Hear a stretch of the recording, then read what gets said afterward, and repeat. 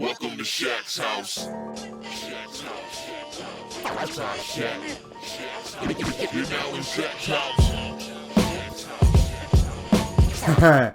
What's up, Shack Houses? How y'all doing? It's your boy Shack House here. Hope your week has been going well. Mine's been going all right. I just saw Black Panther: Wakanda Forever, and let me just say this. Not as good as the first film. There's no post-credit scene. There's only a mid-credit scene. And certain times during the film, I thought I was watching The Abyss and Avatar. But you'll understand what I mean when you see the film.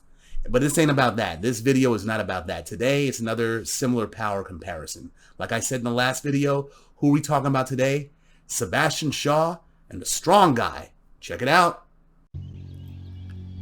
Sebastian Shaw was born dirt poor in Pittsburgh. But through hard work, he earned a scholarship, put himself through school at the Stevens Institute of Technology, where he earned a Bachelor of Science degree in engineering, and later became the Black King of the Hellfire Club's inner circle. In Shaw, he's got vast knowledge of technology and economics, and he has a keen business acumen.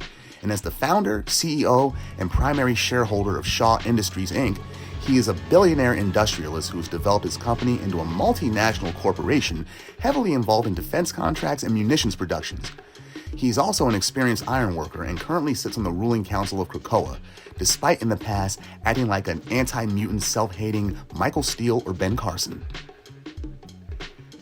Guido Carosella is a wisecracking Italian-American from upstate New York who holds a Bachelor of Fine Arts degree in drama from NYU.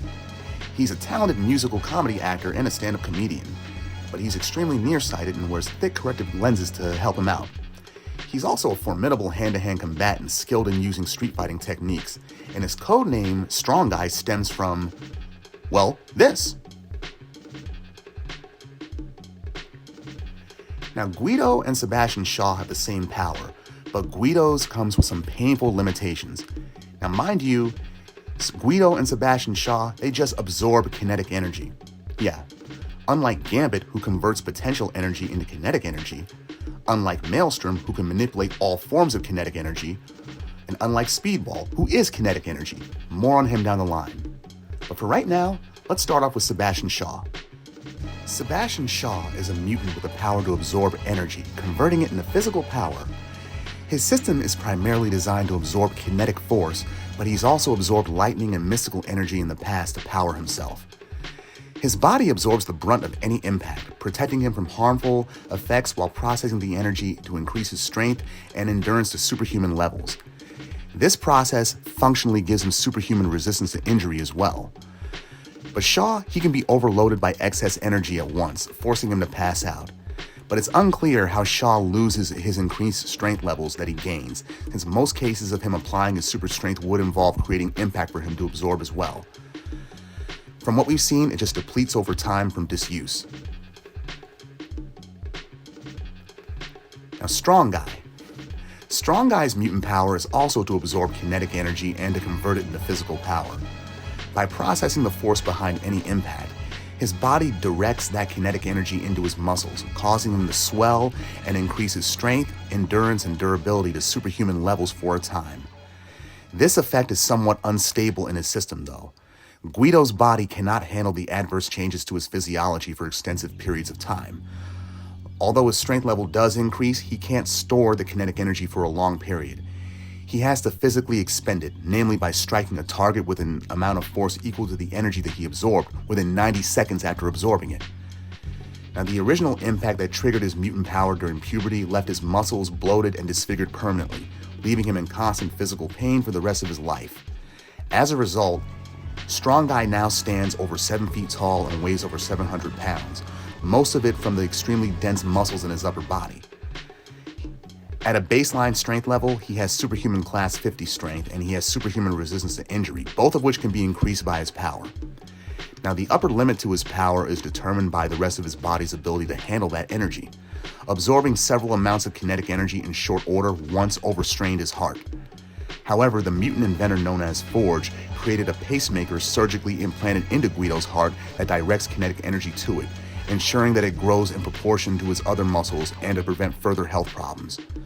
His limit has been raised because of the implant, though, and he's lifted over in excess of 100 tons when highly charged. Now, here are some of the differences in regards to their powers. Now, in Guido, when he absorbs kinetic energy, he feeds it directly into his muscles, which causes him to swell. Now, Sebastian Shaw, he becomes stronger but has no outward signs of his strength increasing. And also, Guido's body can't handle the adverse changes to his physiology for extended periods of time. Although his strength does increase on impact, he still has to release that energy or risk further deformation. Because remember, the original impact that triggered his mutant powers left his muscles bloated and disfigured permanently, leaving him in constant pain for the rest of his life. On the other hand, his normal strength level is class 50 without any additional energy. Now, Sebastian Shaw, he has a normal human baseline strength level without any kinetic energy absorbed, but he has no limit to the amount of time that he can maintain his enhanced strength levels. He can still be knocked out or overloaded by excessive amounts of injury, but it won't cause him any lasting physical harm. Also, Sebastian Shaw can store kinetic energy indefinitely without stress. And what I mean by that is, he'll never double over in pain like Guido does if he doesn't get a chance to let the energy out. Once he absorbs energy and enters into an enhanced state, his power levels will constantly deplete over time, kind of like a gas tank in a running car. As long as he's awake and active, though, he'll slowly lose his superhuman strength. He'll lose it quicker through excessive physical exertion. For example, in a battle with the X-Men, they once launched him into Breakstone Lane, hoping that he'd burn up most of his energy supply just swimming back to shore. It seems to be greater than a mere 1-to-1 ratio, though. I mean, 1 or 2 punches from Colossus, that seems to be enough to carry him through an entire battle, instead of merely being able to throw 1 or 2 punches back in return. But between Strong Guy and Sebastian Shaw wins. I mean, he's not going to be in pain or having his muscles distort because of his power. So I'll go with him every time. Okay, that's what I got for this week, Shackhousers. Tune in next week as I don't know what video I'm gonna make for next week, but just tune in. I know you'll like it. Have a good week, folks. Later. Mansion, apartment. Shack house. Yes! Yeah.